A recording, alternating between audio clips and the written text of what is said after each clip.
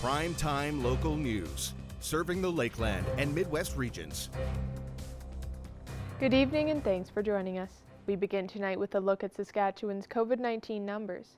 One more person who tested positive for COVID-19 in Saskatchewan has died. It was a person in the 50 to 59 age group in the Central West Zone. There are 57 new cases of COVID in the province, including 5 in the Northwest. There are no new cases in the immediate Lloydminster area, where we have 35 active cases.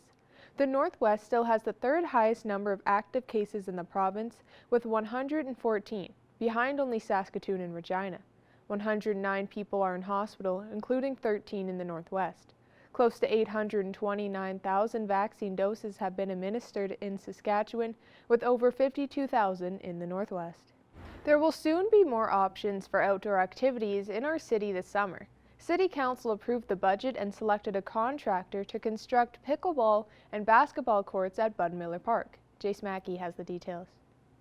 With outdoor activities being encouraged to slow the spread of COVID-19, City Council has heard from residents who want to see an outdoor pickleball court come to Lloydminster, as the sport allows older residents the opportunity to stay active.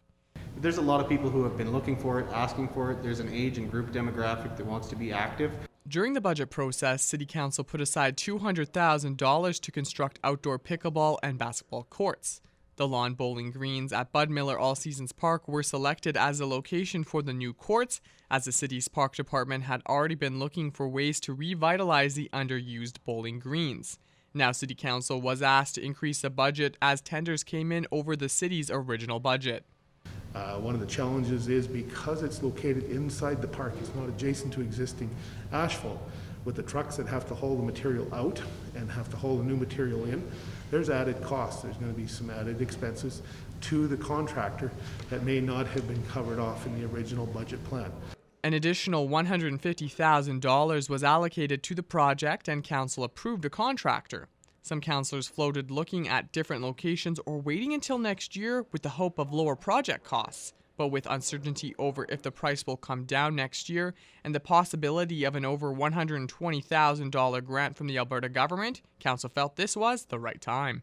If that project came in for $200,000 more next year, if we went to tender next year, would we have made the right decision? We certainly made the right decision today in that case. Council chose to go in that direction, and I support where they went to.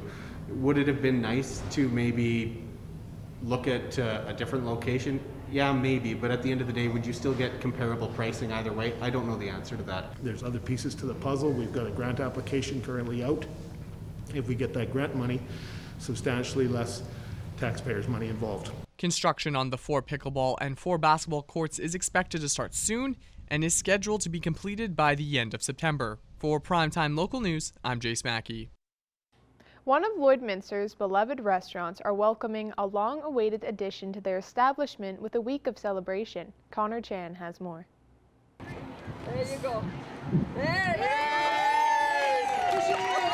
Last year marked 50 years in the community for Spiro's restaurant, but because of COVID, they weren't able to celebrate properly.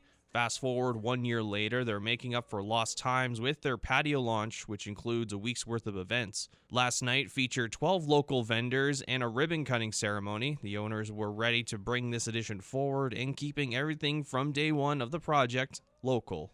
We were so blessed to be able to have the opportunity to shop local, and we used local vendors for our windows and our concrete pad, and we supported local as much as we could. We did a great job of that because that's what we're promoting. Yeah, I didn't actually know that they were doing the construction this year, so it was really nice to see just driving by and kind of wondering what was going on and what it would look like when it's finished, and it's really beautiful. So it's definitely a great new addition to Lloydminster dining.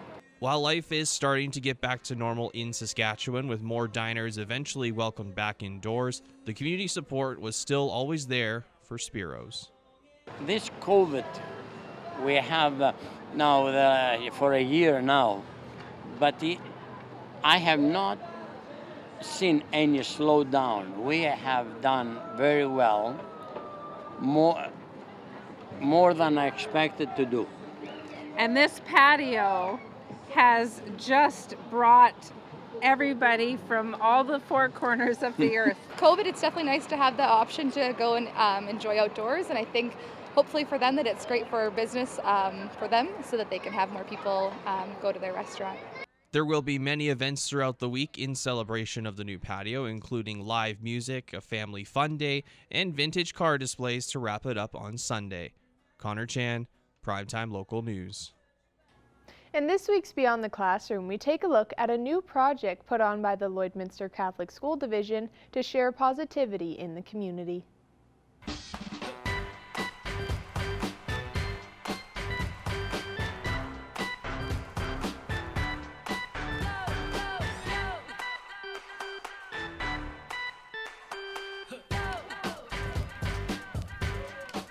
Four schools across the division will be taking part in the Mercy Project. The goal of the project is to spread kindness around Lloydminster. With the difficult past year we've had, the schools are hoping this can make a big difference on Border City residents. Here at St. Mary's, we're doing sunshine bags, so we're kind of getting together some stuff to brighten up the church group, the staff at the church. And my kids are right now making some cards for them and stuff. We're going to put that together and take it to them. And then another group is doing some artwork to like put in community members' windows and stuff like that, just to brighten the community and stuff. The idea for the Mercy Project came from a few different people at LCSD. Then they all came together with the faith integration team to make it possible. They plan out faith-based activities for the school division for each school. So we do like class retreats. So like grade 5, grade 4, all the different grades, they all do different retreats. They go to the church, they do some fun activities. We plan all the masses, stuff like that. With the Mercy Project, they want to inspire students to do the right thing, just out of the kindness of their hearts. And they're hoping community members will take that idea and run with it. I definitely think once it starts somewhere, somebody might see this even on the news or whatever, and they might say, oh, I want to do something like that. And even within the community, it could just grow and grow and grow, which we would love to encourage that, and we would love if it started in LCSD and grew. So. And that's it for this week's Beyond the Classroom. Beyond the Classroom is brought to you by Lakeland College, home to the most hands-on education in Canada. Apply today and graduate job ready. Now our Connor Chan will take a first look at your weather forecast.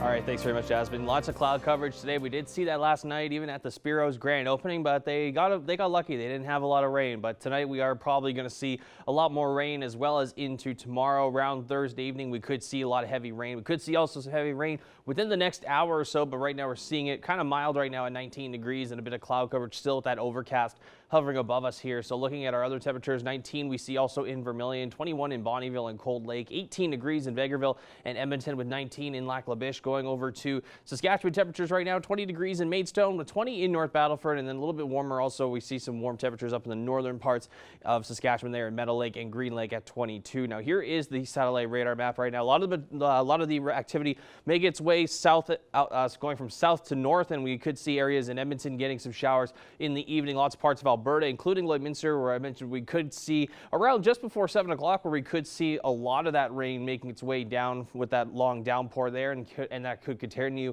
overnight tonight, carrying over into tomorrow as well, where we are expected with some more showers throughout the week as well, but it should kind of clear up by the time we hit next week as well. As we take a look at some other temperatures here into our other regions here, as our computer is still kind of catching up here as my map did freeze. We are expecting lots of rain overnight for most parts of North Battleford, Cold Lake, as well as here in Lloydminster. Speaking of North Battleford, they are in a bit of a severe thunderstorm watch right now, as we are expecting those showers and thunderstorms starting to move into the east side of Saskatchewan there, so we could start to see that going on very soon here. That is a look at your weather for now. We'll have more primetime local news after the break.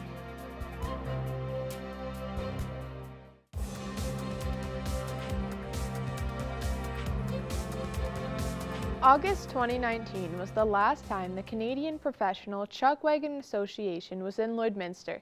Tuesday night, the CPCA was back on track, but not for racing. Evan Kenny has more in the 2021 tarp auction. Before we can get to this, Zone home stretch drive. Lloydminster, it's your turn to come alive. The louder you cheer, the quicker we'll get here. Kirby Stanley holding off a late charge. first we had to get through this.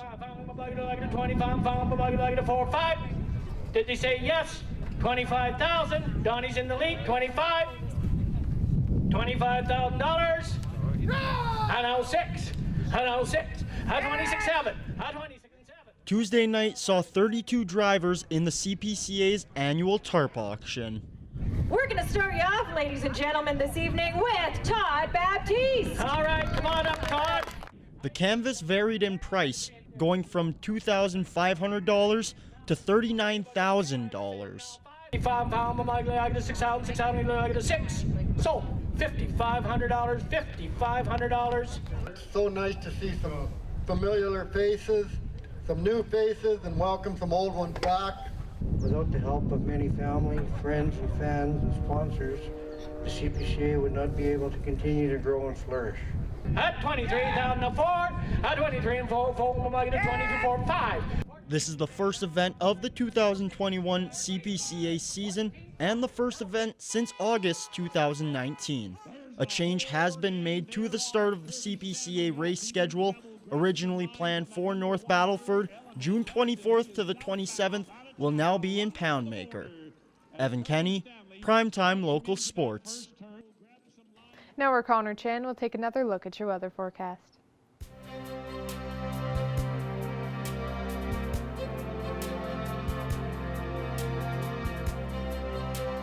Thanks very much, Jasmine. We do apologize from our last weather here where our weather computer did freeze, so fingers crossed that doesn't happen around this time around. But looking at our temperature, still sitting around 19 degrees, 18 degrees out in Edmonton as we move out west. Lots of showers. Going to start to develop in Alberta tonight, in Edmonton area tonight, where we could see it coming from southern parts, making its way upwards. So, and we are going to continue to see that rain into tomorrow as well as into Friday. I sound like a broken record here as I have said that all week, but it's just what's going to happen for the next couple of days. So 13 also in Edson and Rocky Mountain House. Going into Saskatchewan, we see temperatures around 21 in Prince Albert and in Melfort, 18 degrees in Saskatoon, and 22 up in Meadow Lake. Going into northern Saskatchewan, taking a look now, 20 degrees in La Loche in Buffalo Narrows. Laurent sitting at 17 currently right now, with 15 in South End, 18 up in Stony Rapids, and 19 in Uranium City. Going into northern Alberta, our temperatures still continue to be pretty mild for the most part, and still with that overcast going on there, with 19 degrees in Fort McMurray, 16 in Slave Lake, and then 17 in Grand Prairie. Looking ahead to southern Alberta right now as we take a look here, a little bit cooler than yesterday. We could start to see that buildup of rain making its way through into those central parts of Alberta. So 12 in Lethbridge and Calgary, 17 in Medicine Hat, and 13 degrees in Banff. Moving over to those southern Saskatchewan areas, 18 degrees in Moose Jaw and Swift Current, with 17 in Regina and 27 degrees in Estevan. So parts closer to Manitoba are still seeing fairly warm temperatures as we look into temperatures across the country now. Still pretty warm out east as we look at Toronto and Quebec City sitting at 28 and 24 degrees. A little bit cooler, in St. John's at 8, with that same cloud coverage hovering over into the Maritimes, and 23 degrees into Halifax. Vancouver also seeing 17 degrees currently right now, and 15 degrees up in Yellowknife. Now looking ahead to tomorrow, a lot of the rain is going to come probably in the later afternoon tomorrow. We are going to see that making its way into Saskatchewan, where Saskatoon is going to see a lot of that rain for the weekend here into Friday. But 15 is what we are going to see here in Lloydminster, as well as in Vermilion and Marwayne as well. 16 up in Bonnyville, Cold Lake, and Pierceland, with 15 also in Vegreville, and 15 also for Edmonton. 20 degrees in North Battleford for tomorrow. We could see risk of some thunderstorms also on top of the rain that we're getting. We could see upwards by the time the weekend's done. We could see upwards up to 60 millimeters of total rain accumulated over the weekend. And here's what we are going to see probably for the next couple of days here. So Thursday is going to have a very high chance we'll see that rain there at 15 degrees. Going into Friday, we are going to start to warm up a little bit more gradually throughout the weekend here. So 18 degrees on Friday. You could see some showers also a little bit throughout the afternoon, morning times on Friday, 22 on Saturday, 25 there for Sunday. As I mentioned, we're going to get those that warm air coming back into Lloydminster as we see temperatures rising a little bit here. 29 on Monday, 30 degrees on Tuesday, so we're back to that 30-degree mark, and 25 on Wednesday. We do usually average around 22 degrees for the month of June and 8 degrees as our daytime low. That is a look at your 7-day forecast. We'll have more primetime local news coming up after the break.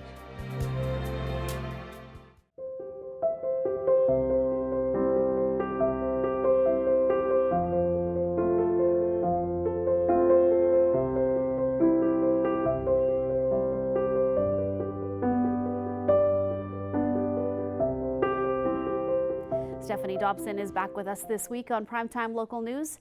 And Stephanie, as usual, we are talking about things related to separation and divorce. And today we're going to be talking about dividing up a household when people are going through separation or the divorce process. One of the terms that they use is household contents. Can you tell me what that encompasses?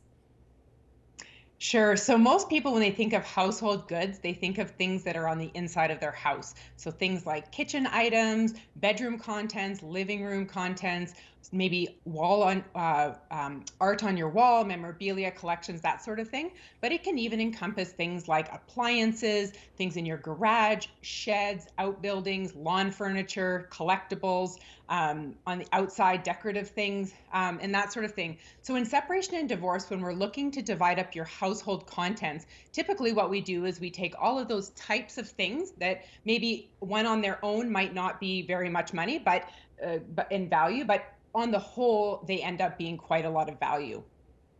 And so when this starts to happen, Stephanie, when is the time to think about when you should be doing this and some of the things that you should be going through? Sure. So families can divide their household contents when they're separating. They can divide it any time. There's usually 2 steps to any division. So the first step is the planning for the division, which we're going to talk about in just a moment. And then second, there's the actual division, the physical division of those household contents. So there's no magic as to when this second step of physically dividing the contents occurs. Sometimes if one spouse ends up leaving the home and moving into a new residence, they may not have the opportunity to take everything with them. Their new place might be furnished, or it may not be big enough to take the things that they would really ideally like to take. But just because someone leaves the home without having done the full and final division of household contents doesn't mean that they can't come back later to do that division. It's just best to do it as soon as possible. And if people are having to go through this process, Stephanie, can you give me a step-by-step guide as to the best way to plan it out so there's some order to it? Sure. So I've grouped it into 4 categories. So the first one is to create a master list of everything that is in your home. So you'd go through room by room and you'd create that list. Second, you're going to want to value all of your items. So this would be how much an item would be sold for, not its replacement value. Now, there's a number of different ways that you can go about trying to value these items. Some will be very easy to value and other things will be a little bit more difficult. If you and your spouse can do this together and go through the list and value everything as a team, that would be ideal. It creates less conflict. But if you're not able to do that, you may want to each put the value that you think is appropriate and then compare notes later. Third, you want to pick who is going to keep what. So there's lots of different ways to go about this. And of course, we're only going to have a little snapshot today.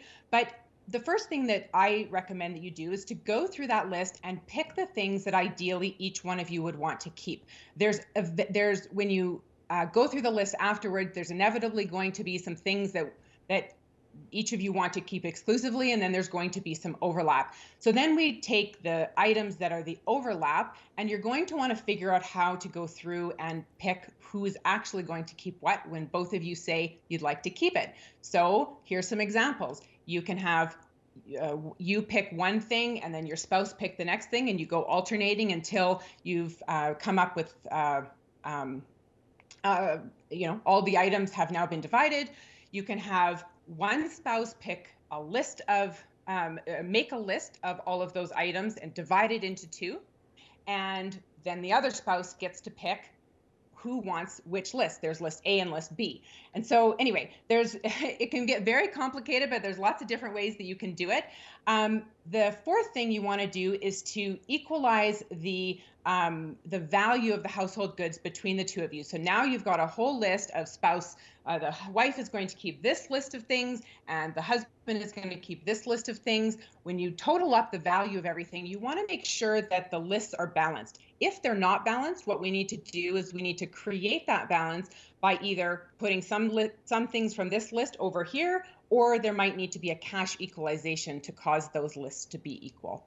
Now, Stephanie, what happens if the people involved decide that they don't actually want to do this? If they don't want to value and list things, then what do you do?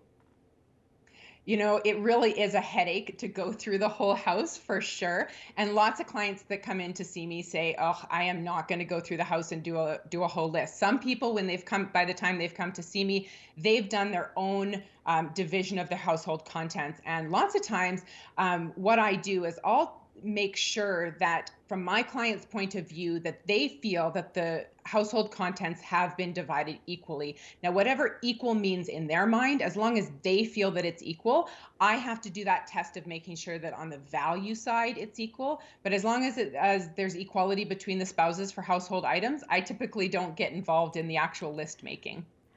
All right, Stephanie, well, this has been some great information. Always so much to think about when going through this process. So thanks so much for joining us this week, and we'll talk to you again next week.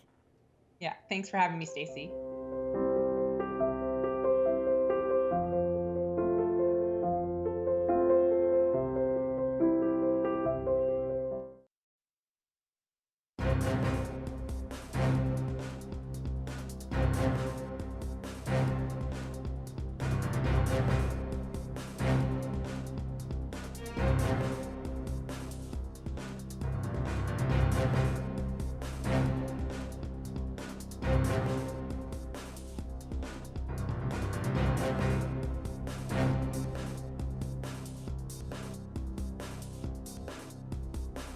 Joining us for Primetime Local News is Mayor Albers to talk about Seniors Week here in Alberta from June 7th to the 13th. Thank you so much for joining us today.